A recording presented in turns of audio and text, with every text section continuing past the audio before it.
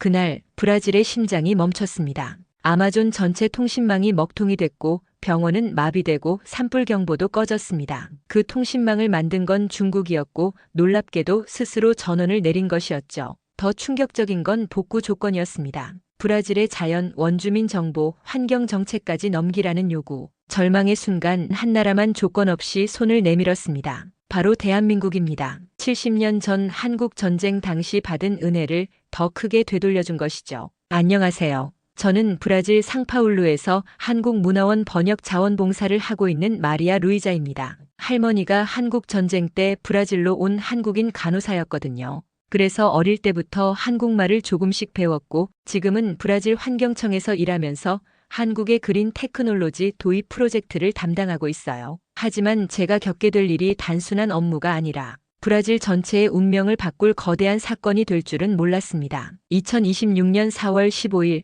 그날 아침은 평범하게 시작됐어요. 상파울루 사무실에서 커피 한 잔 마시며 아마존 지역 통신망 현황 보고서를 검토하고 있었는데 갑자기 동료 카를로스가 허겁지겁 뛰어들어왔습니다. 마리아, 큰일 났어. 아마존 전체가 먹통이야. 처음엔 농담인 줄 알았어요. 하지만 컴퓨터 화면에 뜨는 빨간 경고등들을 보니 정말이었습니다. 마나우스, 벨랭, 포르투벨류까지 아마존 전 지역의 통신이 동시에 끊어진 거예요. 중국이 25조 원을 들여 구축한 레인포레스트 네트워크가 완전히 마비된 상황이었죠. 병원들은 어떻게 돼? 제가 물어보니 카를로스 얼굴이 하얗게 질렸어요. 응급실 네트워크도 다 끊어졌어. 기상위성 데이터도 안 들어오고 정부 서버도 접속 불가야. 그 순간 정말 소름이 돋았습니다. 아마존은 그냥 정글이 아니거든요. 전 세계 산소의 20%를 만들어내는 지구의 허파이자 80만 명의 원주민들이 살아가는 터전이에요. 그곳과의 연결이 끊어진다는 건 마치 지구가 숨 쉬는 걸 멈춘 것 같았어요.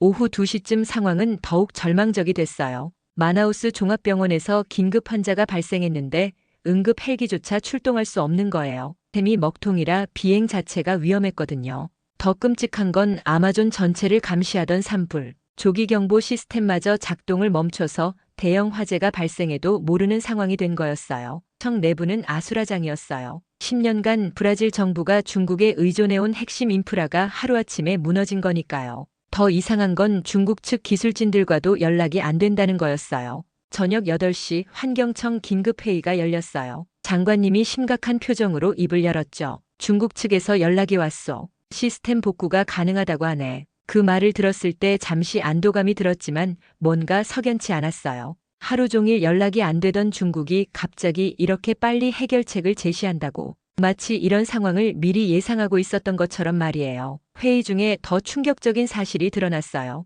시스템 마비가 자연재해나 기술적 오류가 아니라 원격 차단 명령에 의한 것일 가능성이 높다는 거였어요. 쉽게 말해서 누군가가 의도적으로 스위치를 내린 거죠. 그럼 우리가 완전히 속은 건가요? 한 과장이 분개하며 소리쳤어요. 장관님은 대답 대신 깊은 한숨만 내쉬었죠. 그날 밤 집에 돌아가는 길에 할머니 생각이 났어요. 할머니가 어릴 때부터 제게 해주셨던 말씀이 있거든요. 루이자야, 도움을 주겠다는 사람이 너무 빨리 나타나면 조심해야 한다. 진짜 친구는 조건 없이 도와주지만 가짜 친구는 위기를 기회로 만들려고 해. 그때는 할머니의 옛날식 지혜라고 생각했는데 지금 와서 보니 정말 정확한 말씀이었어요. 중국이 이렇게 빨리 해결책을 제시하는 건 분명 뭔가 큰 대가를 요구할 거라는 불길한 예감이 들었거든요. 집에 도착해서 할머니께 오늘 일을 말씀드렸어요. 할머니가 제 손을 꼭 잡으시며 말씀하셨어요. 루이자야, 한국 사람들은 달라. 조건 없이 도와주는 사람들이야.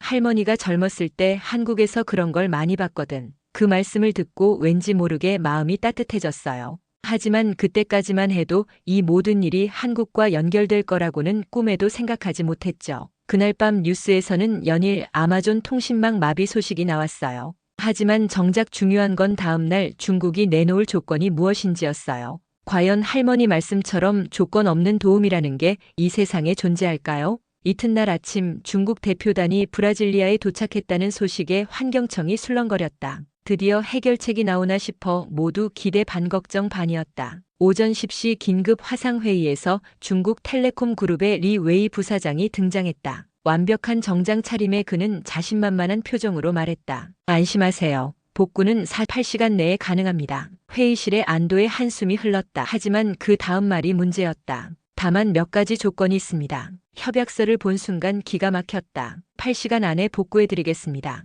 단 조건이 있습니다. 그 조건은 충격이었습니다. 아마존 생태 분석권, 원주민 DNA, 환경정책은 이제부터 중국의 승인 없이는 불가합니다. 브라질 관료들이 자리에서 벌떡 일어났습니다. 이게 복구입니까? 아니면 식민지 계약서입니까? 네 번째 조건은 더욱 충격적이었다. 향후 10년간 아마존 신종 생물 연구권을 중국 과학원에 우선 제공하라는 것이었다. 다섯 번째 조건을 보고는 말문이 막혔다. 브라질 정부가 환경 정책 수립 시 중국의 사전 승인을 받도록 하는 조항이었다. 사실상 브라질 환경부를 중국 하위 기관으로 만들겠다는 것이었다. 이게 무슨 말입니까? 누네즈 환경부 차관이 분노했다. 통신망 복구와 이런 조건이 무슨 상관입니까? 이건 식민지 계약서잖습니까? 리 웨이의 표정이 차갑게 변했다. 기술에는 대가가 따릅니다. 단순한 복구가 아니라 지속적인 안정성을 원하시겠죠. 우리는 브라질의 미래를 보장해드리는 겁니다. 이건 협상이 아니라 협박이었다. 더 충격적인 것은 그의 추가 발언이었다. 현재 시스템 마비는 보안 프로토콜에 의한 자동 차단입니다. 외부 침입을 감지해서 시스템이 방어 모드로 들어간 거죠. 외부 침입? 정말 해킹당한 건지 아니면 중국이 직접 차단한 걸 둘러대는 건지 의심스러웠다. 회의 후 복도에서 누네즈 차관이 다가왔다. 마리아, 자네 한국 쪽 연결고리가 있다고 했지? 네, 문화원에서 번역 자원봉사를 합니다. 왜 갑자기요? 작년 서울 그린 AI 컨퍼런스 기억하나? 한국의 재난통신 복구 사례가 인상적이었어. 아, 태풍 찬투로 제주도 통신이 완전히 끊어졌을 때 한국이 72시간 만에 복구한 사례였다. 그것도 무상으로. 한국은 조건을 달지 않더군. 그냥 도와주더라고. 복구 기술까지 무료로 공개했잖아. 차관의 말에 가슴이 뛰기 시작했다. 비공식적으로라도 가능성을 타진해보고 싶어. 중국 조건을 받아들이는 건 국가 주권 포기나 다름없어. 그날 저녁 할머니께 오늘 일을 말씀드렸다. 할머니, 한국 사람들은 정말 조건 없이 도와주나요? 할머니가 젓가락을 내려놓고 내 손을 꼭 잡으셨다. 루이자야, 한국 사람들은 받은 걸 꼭 갚으려고 해. 그런데 갚을 때는 더 많이 갚아. 할머니가 한국에 있을 때도 그랬어. 어려운 사람 도와주면서 보상 바라는 사람 한 명도 못 봤거든. 할머니 목소리에 70년 전 고향에 대한 그리움이 묻어 있었다. 그럼 정말 한국에 연락해봐도 될까요? 물론이지. 하지만 루이자야, 도움을 요청할 때는 겸손해야 해. 한국 사람들은 예의를 중요하게 생각하거든. 그날 밤 한국문화원 달력을 보다 깨달았다. 내일이 바로 한국의 식목일이었다. 환경과 숲을 중요하게 생각하는 한국이라면 아마존 위기를 남의 일로 여기지 않을 것 같다는 희망이 생겼다. 사흘째 되는 날 아마존 상황은 더욱 절망적이 됐다. 마나우스 종합병원 산소호흡기가 멈춰 중환자 2명이 위험한 상태가 됐고 통신 두절로 상파울루에서 의료진을 헬기로 보낼 수도 없었다. 원주민 마을에서는 응급 환자가 발생해도 외부와 연락할 방법이 전혀 없다는 소식까지 들려왔다.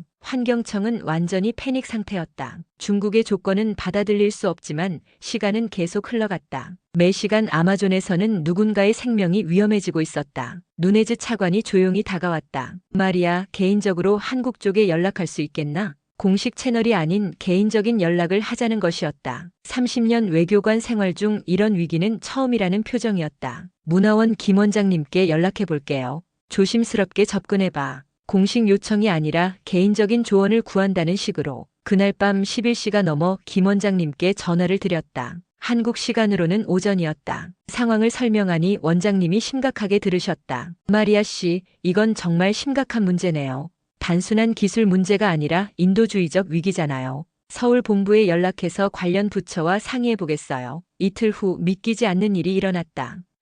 한국과학기술원에서 직접 연락이 온 것이었다. 그것도 위성통신으로 화상회의를 하자고 했다. 브라질 통신망이 마비된 상황에서 한국이 먼저 위성 연결을 제공한 것이었다. 화상회의 당일 환경청 회의실에는 긴장감이 돌았다. 과연 한국이 어떤 조건을 내걸까 하는 걱정과 기대가 섞여 있었다. 컴퓨터 화면에 나타난 건 작년 컨퍼런스에서 봤던 강혜원 박사였다. 단정한 흰색 블라우스를 입고 있었는데 눈빛이 정말 따뜻해 보였다. 안녕하세요. 브라질의 어려운 상황을 들었습니다. 강 박사가 한국어로 인사하자 내가 포르투갈어로 통역했다. 그런데 강 박사가 갑자기 포르투갈어로 말씀하시는 것이었다. 직접 포르투갈어로 말씀드리겠습니다. 저희가 도울 수 있는 방법을 찾아보겠어요. 누네즈 차관이 조심스럽게 물어봤다. 중국의 터무니없는 조건들 때문에 모든 제안에 대해 의심부터 하게 된 것이었다. 조건이 있으시겠죠? 그때 강 박사가 환한 미소를 지으며 말씀하신 게 정말 잊을 수가 없다. 조건이요?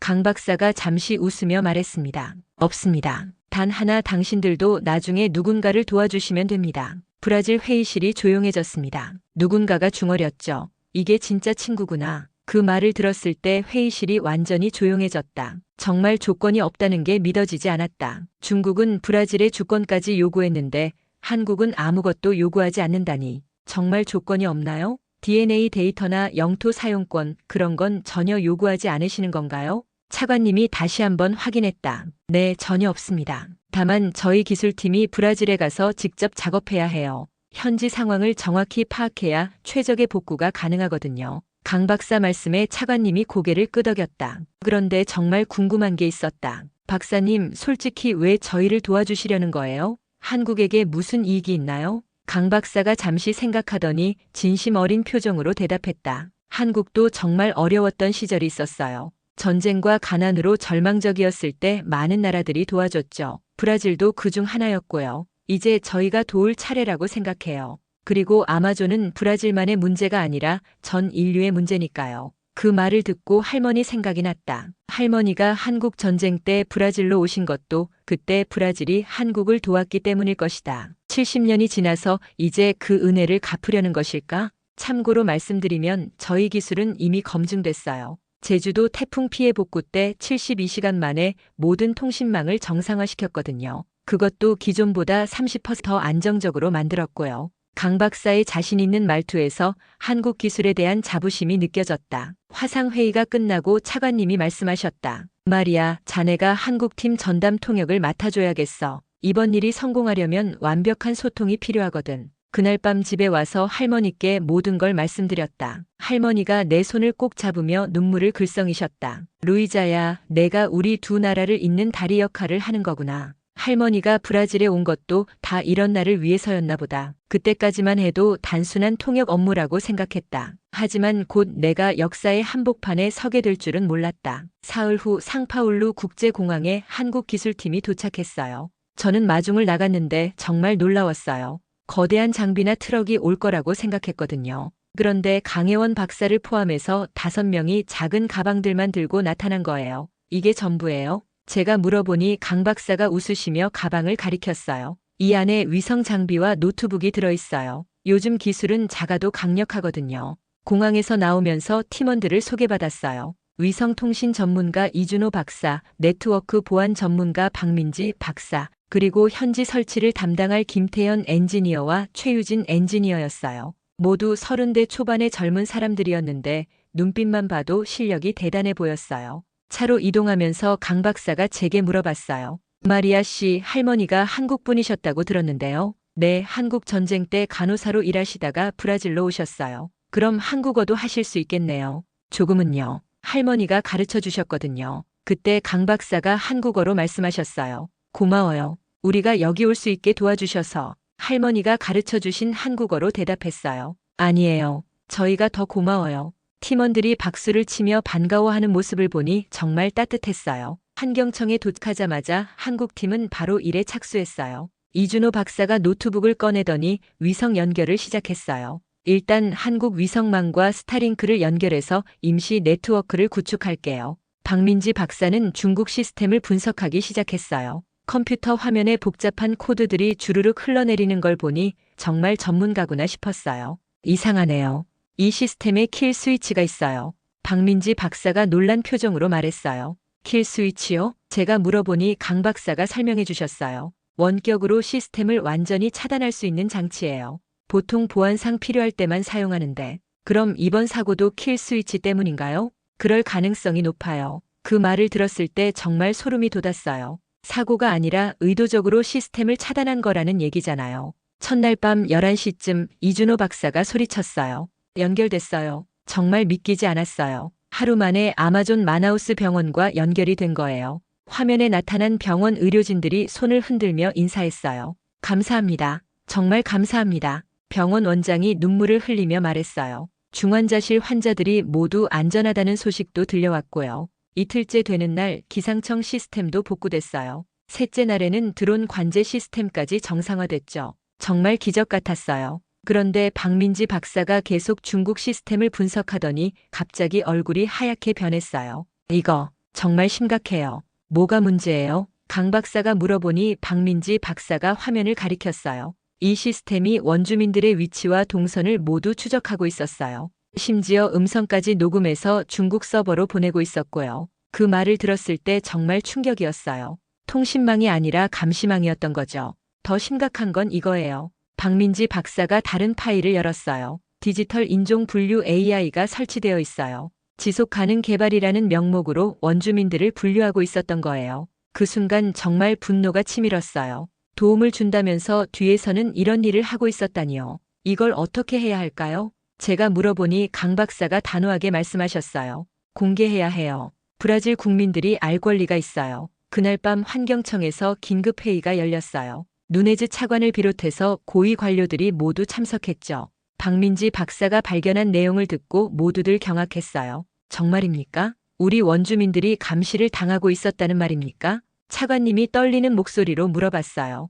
박민지 박사가 화면에 증거를 보여줬어요. 여기 보시면 아마파족 마을의 위치 정보가 실시간으로 수집되고 있어요. 심지어 개인별 이동 패턴까지 분석하고 있었고요. 더 충격적인 건 그 다음이었어요. 이 알고리즘을 보세요. 원주민들을 개발 가능 지역과 보존 지역으로 분류하고 있어요. 마치 사람을 물건처럼 취급하는 거죠. 제가 통역을 하면서도 손이 떨렸어요. 이건 기술이 아니라 디지털 식민주의였거든요. 강혜원 박사가 조용히 말씀하셨어요. 더 심각한 건 이 데이터가 중국 정부 서버뿐만 아니라 민간 기업들에게도 공유되고 있다는 거예요. 민간 기업들이요? 네, 주로 광산업체와 벌목업체들이에요. 원주민들의 이동 패턴을 파악해서 개발에 유리한 시점을 찾는 거죠. 그 말을 들었을 때 정말 화가 났어요. 환경 보호를 명목으로 하면서 실제로는 환경 파괴를 도와주고 있었던 거잖아요. 이준호 박사가 또 다른 파일을 열었어요. 여기는 더 심각해요. 원주민들의 언어 패턴을 분석해서 저항 의지를 측정하는 프로그램이에요. 저항 의지를 측정한다고요? 차관님이 믿기지 않는다는 표정으로 물어봤어요. 네, 대화 내용을 분석해서 정부 정책에 대한 반대 의견이나 개발 반대 의지를 점수화하고 있어요. 그리고 그 점수에 따라 대응 방안을 제시하고 있고요. 정말 소름이 끼쳤어요. 이건 통신망이 아니라 통제망이었어요. 그럼 우리가 중국한테 항의해야 하는 거 아닙니까? 한 관료가 분개하며 말했어요. 하지만 강 박사가 고개를 저었어요. 항의만으로는 부족해요. 이 사실을 전 세계에 공개해야 해요. 공개요? 그럼 중국과의 관계는 어떻게 되는 겁니까? 관계보다 중요한 건 브라질 국민들의 인권이에요. 강 박사 말씀이 정말 옳았어요. 하지만 정치적으로는 복잡한 문제였죠. 회의가 끝나고 저는 강 박사와 함께 커피를 마시게 됐어요. 박사님, 이런 일을 공개하면 한국도 중국과 문제가 생기지 않을까요? 강 박사가 잠시 생각하시더니 대답하셨어요. 마리아 씨, 옳은 일을 하는데 대가를 계산하면 안 돼요. 우리가 여기 온 이유가 바로 그거예요. 그 말을 들으니 정말 감동이었어요. 자신들의 이익보다 정의를 선택하는 모습이 정말 멋있었거든요. 할머니가 맞으셨네요. 할머니가 뭐라고 하셨는데요? 한국 사람들은 받은 걸 꼭 갚으려고 한다고, 그런데 갚을 때는 더 많이 갚는다고 하셨어요. 강 박사가 미소를 지으셨어요. 할머니가 지혜로우시네요. 그날 밤 늦게 박민지 박사가 더 충격적인 걸 발견했어요. 이 프로그램을 보세요. 원주민 아이들의 교육 패턴도 분석하고 있어요. 화면에 나타난 건 정말 끔찍했어요. 원주민 아이들이 전통 문화를 배우는지 현대 교육을 받는지 추적하고 있었거든요. 목적이 뭔가요? 문화적 동화 정도를 측정하는 거예요. 전통을 버리고 현대 문명에 적응하는 아이들을 선별해서 특별 교육 프로그램에 참여시키려는 거죠. 정말 섬뜩했어요. 이건 문화 말살 정책이었어요. 이 모든 걸 공개해야 해요. 제가 말하니 강 박사가 고개를 끄덕이셨어요. 네, 브라질 정부가 결정하면 우리가 모든 증거를 제공할게요. 그 순간 저는 결심했어요. 이 모든 걸 세상에 알려야겠다고. 할머니가 브라질에서 받은 도움에 보답하려고 한국에서 온 사람들과 함께 정의를 위해 싸워야겠다고 말이에요. 다음 날 오전 대통령궁에서 긴급 국무회의가 열린다는 소식이 들려왔어요. 누네즈 차관이 저를 불러서 함께 가자고 하시더라고요. 마리아, 자네가 한국 팀과 가장 많이 소통했으니까 함께 가서 증언해줘. 브라질리아로 가는 비행기 안에서 강혜원 박사가 저에게 말씀하셨어요. 오늘 발표가 정말 중요해요. 브라질만의 문제가 아니라 전 세계적인 문제거든요. 다른 나라들도 같은 일을 당하고 있다는 말씀이세요? 그럴 가능성이 높아요. 우리가 분석한 결과 비슷한 시스템이 아프리카와 동남아시아에도 설치되어 있거든요. 정말 끔찍했어요. 도움을 준다는 명목으로 전 세계를 감시하고 있었던 거잖아요. 대통령궁 회의실에는 긴장감이 돌았어요. 페르난도 대통령이 직접 참석하셨는데 얼굴이 정말 심각해 보였어요. 한국 전문가들이 발견한 내용을 직접 들어보겠습니다. 박민지 박사가 프레젠테이션을 시작했어요. 화면에 나타난 데이터들을 보면서 대통령과 장관들의 얼굴이 점점 굳어졌어요. 이 시스템은 10만 명이 넘는 원주민들의 개인정보를 무단으로 수집했습니다. 무단으로요? 법무부 장관이 놀라며 물어봤어요. 네, 동의도 없었고 고지도 없었어요. 더 심각한 건 이 정보가 상업적으로 활용되고 있다는 거예요. 이준호 박사가 추가 설명을 했어요. 중국계 광산업체들이 이 데이터를 구매해서 채굴 지역을 선정하고 있어요. 원주민들이 언제 이주하는지, 어떤 지역을 비우는지 미리 파악하는 거죠. 대통령이 주먹을 꽉 쥐셨어요. 이건 명백한 주권 침해입니다. 더 심각한 게 있어요. 강 박사가 마지막 파일을 열었어요. 유전자 정보도 수집하고 있었어요. 원주민들의 의료 데이터를 분석해서 특정 질병에 대한 유전적 취약성을 파악하는 거예요. 그걸 왜 파악하는 건가요? 제약회사들에게 판매하기 위해서요. 원주민들을 대상으로 한 신약 실험이나 백신 테스트에 활용할 수 있거든요. 그 말을 들었을 때 정말 분노가 치밀었어요. 사람을 실험 대상으로 보고 있었던 거잖아요. 대통령이 일어서시며 말씀하셨어요. 이 모든 사실을 국민들에게 공개하겠습니다. 그리고 유엔 인권위원회에도 제소할 것입니다. 카카, 중국과의 경제관계는 어떻게 하실 건가요? 외교부 장관이 조심스럽게 물어봤어요. 경제보다 중요한 건 우리 국민의 인권입니다. 돈으로 살 수 없는 가치가 있어요. 그 순간 정말 가슴이 뭉클했어요. 대통령의 결단력이 정말 멋있었거든요. 오후 5시 대통령이 직접 기자회견을 열었어요. 전 국민이 지켜보는 가운데 충격적인 진실이 공개됐어요. 중국이 구축한 통신망은 우리 원주민들을 감시하는 도구였습니다. 기자들이 웅성거렸어요. 대통령이 계속 말씀하셨어요. 다행히 한국의 도움으로 이 사실을 밝혀낼 수 있었습니다. 한국은 아무런 조건 없이 우리를 도와줬습니다. 그때 한 기자가 질문했어요. 한국의 도움으로 문제가 해결됐다는 말씀인가요? 네, 한국 기술진들이 3일 만에 독립적인 통신망을 구축해줬습니다. 그리고 이 기술을 오픈소스로 공개하겠다고 했어요. 정말 놀라웠어요. 기술을 독점하지 않고 모두에게 나눠주겠다는 거잖아요. 기자회견이 끝나고 강 박사가 제게 말씀하셨어요. 마리아 씨, 할머니께 인사드리고 싶어요. 정말요? 네, 할머니가 한국과 브라질을 이어주는 다리 역할을 해주셨으니까요. 그날 저녁 집에 가서 할머니께 모든 이야기를 해드렸어요. 할머니가 제 손을 잡으시며 눈물을 흘리셨어요. 루이자야, 내가 정말 자랑스럽다. 할머니가 브라질에 온 게 헛되지 않았구나. 그 순간 정말 뿌듯했어요. 할머니의 사랑과 한국 사람들의 도움으로 브라질을 구할 수 있었으니까요. 7장. 대통령 기자회견 다음 날부터 전 세계가 들썩이기 시작했어요. 브라질의 폭로가 국제뉴스의 톱을 차지했거든요. 환경청 사무실도 외신 기자들로 북새통이었어요.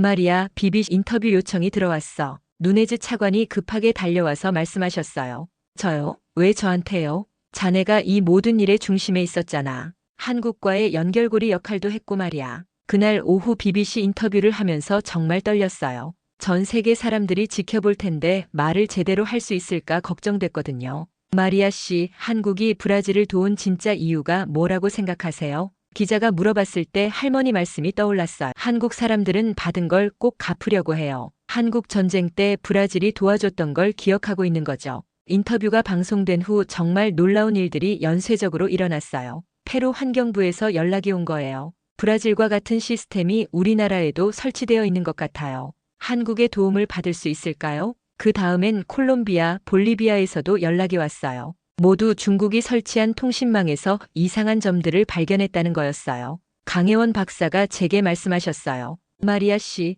이제 정말 큰일이 시작됐어요. 남미 전체가 도움을 요청하고 있어요. 한국에서 모든 나라를 다 도와줄 수 있을까요? 혼자서는 힘들겠지만 브라질과 함께라면 가능해요. 그 말씀을 듣고 깨달았어요. 한국이 처음부터 이걸 계획했던 건 아닐까요? 브라질을 도와서 남미 전체를 변화시키려는 큰 그림 말이에요. 일주일 후 상파울루에서 남미 환경장관 회의가 열렸어요. 페루, 콜롬비아, 볼리비아, 에콰도르, 베네수엘라 장관들이 모두 참석했어요. 페루 환경장관이 말했어요. 우리도 중국 시스템에서 킬 스위치를 발견했어요. 언제든지 우리를 통제할 수 있는 상태였던 거죠. 콜롬비아 장관도 분노를 표했어요. 우리 아마존 지역 원주민들도 감시당하고 있었어요. 이건 명백한 인권 침해예요. 그때 브라질 대통령이 제안하셨어요. 한국과 함께 남미 공동 위성 네트워크를 구축하는 게 어떨까요? 모든 장관들이 동의했어요. 그리고 이 프로젝트의 이름을 베르데넷이라고 정했어요. 녹색 네트워크라는 뜻이었죠. 한 달 후 정말 감동적인 순간이 찾아왔어요. 한국에서 대규모 기술진이 남미로 왔는데 이번엔 정말 많은 장비를 가져왔어요. 하지만 여전히 조건은 없었어요. 강 박사가 기자회견에서 말씀하셨어요. 베르데넷은 남미 각국이 공동으로 소유하고 운영하는 네트워크가 될 거예요. 한국은 기술만 제공할 뿐이에요. 수익은 어떻게 나누실 건가요? 한 기자가 물어봤어요. 수익은 모두 남미 각국의 환경 보전과 원주민 복지에 사용될 예정이에요. 정말 믿기지 않았어요. 이익을 하나도 가져가지 않겠다는 거잖아요. 그날 밤 할머니와 저녁을 먹으면서 이야기했어요. 할머니, 한국 사람들이 정말 특별한 것 같아요. 할머니가 젓가락을 내려놓으시고 말씀하셨어요. 루이자야, 한국 사람들은 말이야. 어려웠던 시절을 기억해. 그래서 다른 사람의 어려움을 그냥 지나치지 못하는 거야. 그래서 조건 없이 도와주는 거예요? 그래. 그리고 또 하나 있어. 한국 사람들은 혼자서는 아무것도 할 수 없다는 걸 알아. 그래서 함께 하려고 하는 거지. 그 말씀을 듣고 정말 많은 걸 깨달았어요. 한국이 베르데넷을 남미 공동 프로젝트로 만든 이유도 그런 철학 때문이었구나 싶었어요. 몇 달 후 베르데넷이 완성됐어요. 남미 전체가 독립적이고 안전한 통신망으로 연결된 거예요. 그리고 이 기술이 아프리카와 동남아시아에도 전파되기 시작했어요. 마리아 씨, 우리가 시작한 일이 전 세계로 퍼져나가고 있어요. 강 박사가 뿌듯한 표정으로 말씀하셨어요. 저도 정말 자랑스러웠어요. 할머니의 작은 인연이 이렇게 큰 변화를 만들어낼 줄 누가 알았을까요? 8장. 1년이 지난 지금 저는 베르데넷 남미 총괄 책임자로 일하고 있어요. 한국어도 많이 늘었고 서울 본부와 매일 화상회의를 하면서 전 세계 환경 보전 프로젝트를 관리하고 있어요. 오늘은 정말 특별한 날이에요. 베르데넷 1년 기념식이 리우데자네이루에서 열리거든요. 남미 각국 대통령들과 한국 대통령까지 참석하신다고 해요. 아침 일찍 할머니와 함께 리우로 출발했어요. 할머니는 85이 되셨지만 여전히 정정하세요. 루이자야, 할머니가 이런 날을 볼 줄 몰랐다. 비행기에서 할머니가 제 손을 잡으시며 말씀하셨어요. 할머니 덕분이에요. 할머니가 한국어를 가르쳐주지 않았다면 이런 일도 없었을 거예요. 기념식장에 도착하니 정말 장관이었어요. 코파카바나 해변에 세워진 무대에는 남미 각국의 국기와 한국 국기가 함께 펄럭이고 있었어요. 강혜원 박사를 만났을 때 정말 반가웠어요. 이제는 친언니 같은 존재가 되었거든요. 마리아, 할머니도 함께 오셨네요. 네, 할머니가 꼭 보고 싶어 하셔서 강 박사가 할머니께 깍듯이 인사드렸어요. 할머니, 정말 감사합니다. 할머니가 없었다면 우리가 여기까지 올 수 없었을 거예요. 할머니가 강 박사의 손을 꼭 잡으시며 한국어로 말씀하셨어요. 고맙다. 우리 루이자 잘 돌봐줘서. 그 모습을 보니 눈물이 났어요. 70년 전 한국을 떠나신 할머니가 다시 한국과 연결되는 순간이었거든요. 기념식이 시작되고 브라질 대통령이 연단에 올라서셨어요. 1년 전 우리는 절망적인 상황에 있었습니다. 하지만 한국의 도움으로 새로운 희망을 찾을 수 있었어요. 박수가 터져 나왔어요. 대통령이 계속 말씀하셨어요. 베르데넷은 단순한 통신망이 아닙니다. 자유와 연대의 상징이에요. 그 다음 한국 대통령이 연설하셨어요. 한국도 어려웠던 시절이 있었습니다. 그때 많은 나라들이 도와줬죠. 이제 우리가 도울 차례입니다. 정말 감동적이었어요. 한국 대통령이 특별히 할머니를 언급하셨거든요. 오늘 이 자리에는 특별한 분이 계십니다. 70년 전 한국 전쟁 당시 간호사로 일하시다가 브라질로 오신 분이에요. 그분의 손녀가 오늘 우리 두 나라를 이어주는 다리 역할을 해주었습니다. 할머니가 일어서서 손을 흔드시자 관중들이 기립박수를 쳤어요. 저도 눈물을 참을 수 없었어요. 기념식 후 특별 전시관을 둘러봤어요. 베르데넷이 어떻게 남미를 변화시켰는지 보여주는 전시였어요. 보세요. 원주민들이 직접 자신들의 문화를 기록하고 보존하고 있어요. 강 박사가 화면을 가리켰어요. 아마파족 아이들이 스마트폰으로 전통 춤을 촬영하고 있는 모습이었어요. 이제는 그들이 주인이에요. 감시당하는 게 아니라 스스로를 보호하고 있는 거죠. 정말 뿌듯했어요. 1년 전만 해도 감시와 통제의 대상이었던 사람들이 이제는 기술의 주인이 된 거니까요. 저녁에는 한국 대통령과 직접 만날 기회가 있었어요. 대통령이 제게 물어보셨어요. 마리아 씨, 앞으로의 계획은 어떻게 되나요? 아프리카와 동남아시아에도 베르데넷을 전파하고 싶어요. 기술은 나누면 나눌수록 더 좋아지잖아요. 대통령이 미소를 지으시며 말씀하셨어요. 그게 바로 한국이 추구하는 가치예요. 혼자 잘 사는 게 아니라 함께 잘 사는 것 말이에요. 밤늦게 호텔로 돌아와서 할머니와 마지막 대화를 나눴어요. 할머니, 후회하지 않으세요? 한국을 떠나신 것 말이에요. 할머니가 제 머리를 쓰다듬으시며 말씀하셨어요. 후회할 게 뭐 있니? 내가 브라질에 와서 너를 낳을 수 있었잖아. 그리고 내가 한국과 브라질을 다시 이어줬고. 할머니, 루이자야, 사람은 떠나온 곳보다 가는 곳이 중요해. 할머니는 한국을 떠났지만 너를 통해서 다시 한국과 만났어. 이보다 더 아름다운 인연이 어디 있겠니? 그 말씀을 들으니 정말 많은 걸 깨달았어요. 베르데넷도 마찬가지예요. 기술을 독점하는 게 아니라 나누면서 더 큰 연결고리를 만들어가는 거죠. 지금 베르데넷은 남미를 넘어서 아프리카 12개 나라, 동남아시아 8개 나라로 확산됐어요. 모두 같은 철학으로 운영되고 있어요. 감시와 통제가 아닌 연결과 협력을 위한 기술이죠. 오늘 밤 할머니가 잠들기 전에 마지막으로 하신 말씀이 있어요.